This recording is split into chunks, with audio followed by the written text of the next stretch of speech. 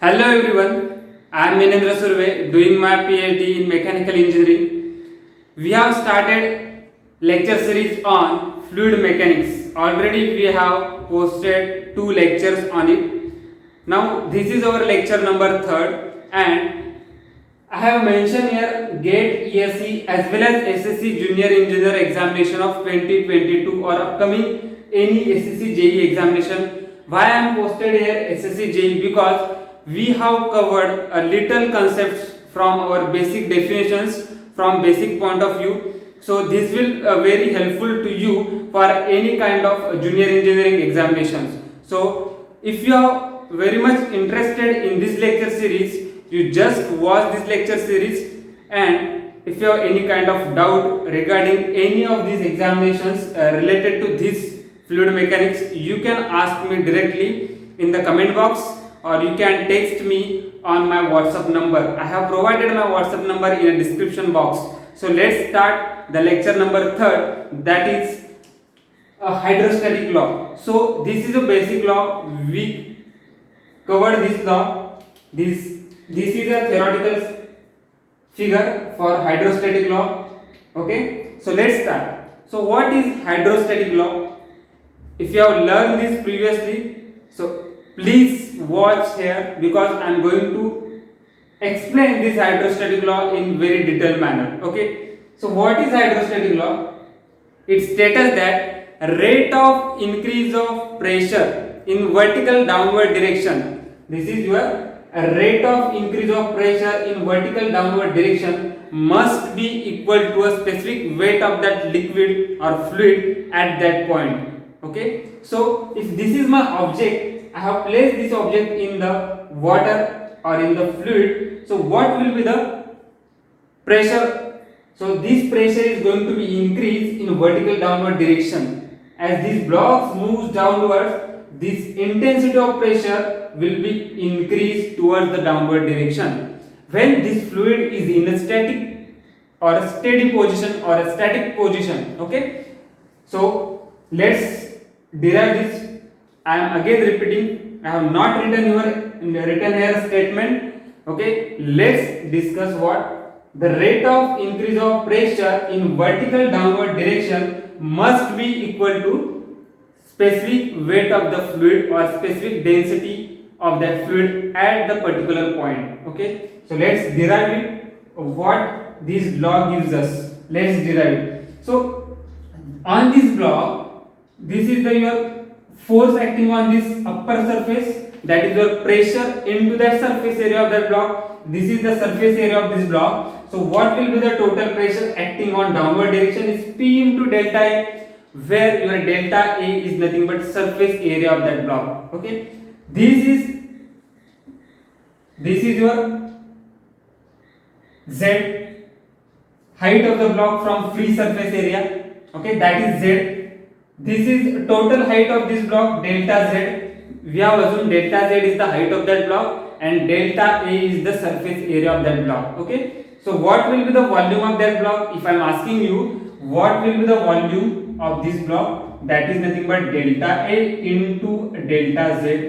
This is a volume, total volume of this block inside in the water. Okay, now this is the pressure. If this block is moving downward, this is the kind of pressure is acting upward. Okay, because of the viscous nature, what will be this pressure? This pressure is nothing but P.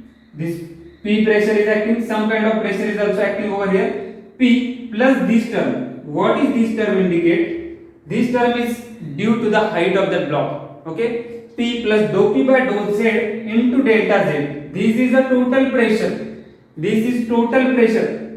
We need the force. What will be the force acting over here? That is nothing but total pressure into total area. We know that is, this is your total area of that block. This is the total area of that block. But what will be the total pressure acting over here? That is nothing but this pressure plus pressure due to this height. That is nothing but dou P by dou Z into delta Z into delta A. Okay, so this is my total pressure. This is my total pressure, P total into delta A. So lot of students having a doubt how this term is here. How this term comes here? So that is nothing but this pressure, some kind of pressure is acting over here. So this pressure is nothing but your this pressure. This is acting downward because of the movement of the block towards the downward. So some same pressure will act, but due to this height, due to the height of the block, this is the pressure is due to height. Dou P by dou Z into delta Z into delta A. If you get this, you can easily derive this law. Okay. And some kind of weight of the block. What is weight of the block? I have assumed this is a very small block, so that is mg, dmg, or you can assume that is mg. Okay, so what will be the weight of block? W, that is mg. Okay, so how we can write that weight in terms of, if I want to write a weight W, we can write it as mg, or in terms of density it is rho g into v. So this is in Newton. Okay, rho gv. Okay, how this comes? We know density is equal to mass upon volume. If we want to replace this mass, we can replace as rho into v, and g as it is. So I can replace this mass as a whole weight of that block, that is this acting downwards. Self weight is acting downward. Okay, so just balance your upward forces and downward forces, you will get one equation. What is that? Just balance this P into delta A. This is acting downwards, this weight force is acting downwards. So what will be the weight force? I am writing here a weight force. This is a force, this is a force, this is also force, and this is also force. We have to balance these forces. So total downward force is equal to total upward force. So total downward force is nothing but this pressure force into area force. This is self weight and this is upward force. So what will be this upward force? Is nothing but P plus dou P by dou Z into delta Z into delta A. You have to write this expression in detailed manner. Don't forget this term is due to the height, okay, due to the viscous nature of that fluid. Okay, so after that P, just simplify this delta. How we can write weights? That is, I have written over here rho into g into v. If I am writing W is equal to rho gv, so what is this volume? Volume, I can write it as delta A into delta Z. Can we write this volume as delta A into delta Z? Yes, definitely. Delta A into delta Z. Volume of the block, delta Z into the area delta A. Area into height, that is your volume of that block, is equal to, just multiply inside P into delta A plus dou P by dou Z delta Z into delta A. Now look at here. What are the common terms? What are the common terms? This term is going to eliminate. Delta A delta Z, delta A delta Z, delta A delta Z. So what is remaining here? What is remaining here? Rho G is equal to dou P by dou Z. Now if you look this, we need what will be the intensity of pressure across the depth Z, across the depth Z, that is hydrostatic rock. What is status? Rate of increase of pressure in vertical downward direction must be equal to specific weight of the fluid at that particular point. Okay, so how to find out? We know, just we find out this P. If you find out this P, that is your task.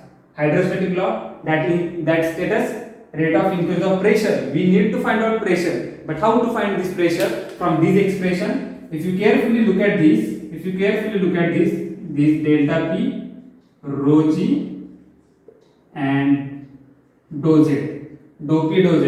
If you integrate this, okay, let's check. If you integrate this,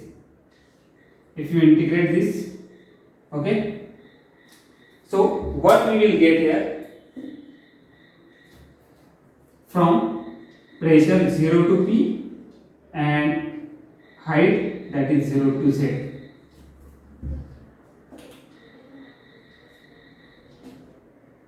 Or you can take this 0 to Z or in terms of H, 0 to H. Okay, so what we will get here, integration of P, dou P is P, rho G is a constant, integration of del Z, what will be the integration of del Z, del X that is X, del Z that is Z, so this is Z, and what are my limits, that is from 0 to H. So after simplifying this, rho G H, so what we will get pressure is equal to rho G H, and this is a very important term. This is very important term. Okay, very important term. Pressure is equal to rho G H. Okay, that is nothing but your hydrostatic law. This is your hydrostatic law. So again I am going to show you why I am taking too much time, because for university examination they can say you this derive this, so you have to remember this, and if you remember the derivation behind it, so this will be very helpful for concept level problem solving for GATE, that is of 2 marks. If you don't remember this expression how this comes, then you cannot solve the conceptual question. So remember this, how this pressure is equal to rho G H comes behind this is. Okay, so you have to remember this. So how to remember the sentence or statement? I am again repeating that statement. The rate of increase of pressure in vertical downward direction. So the rate of increase of pressure in vertical downward direction, so this is vertically downward direction, must be equal to specific weight of that fluid or specific density of that fluid at the particular point. Okay, so if you want to measure the pressure over here, what will be the pressure? Pressure is nothing but rho G H. If you increase the H, if you increase the depth, you will get maximum intensity of pressure at that particular point. Okay, so intensity of pressure will be a maximum over here. Okay, so how we can represent this? If intensity of pressure will be a max over here, okay, this will be a minimum. This is in upper layer, it will be going to a minimum. So this is in this way. Rate of increase of pressure. If you plot this, you will get shape like this. Rate of increase of pressure. If you plot this, you will get shape like this. Okay, this is the intensity of pressure towards the downward. It increases. Intensity of pressure towards the downwards, it increases. Pressure at this point, P2 will be higher than pressure at this point. If this is my P1 and this is my P2, so definitely P2 will be very higher than P1. Why? The rate of increase of pressure in the vertical downward direction must be increases, and that is equal to specific density of that fluid or specific weight of the fluid at that particular point. So you have to remember this concept. Okay, so this concept is useful for hydrostatic problems or hydrostatic law problems.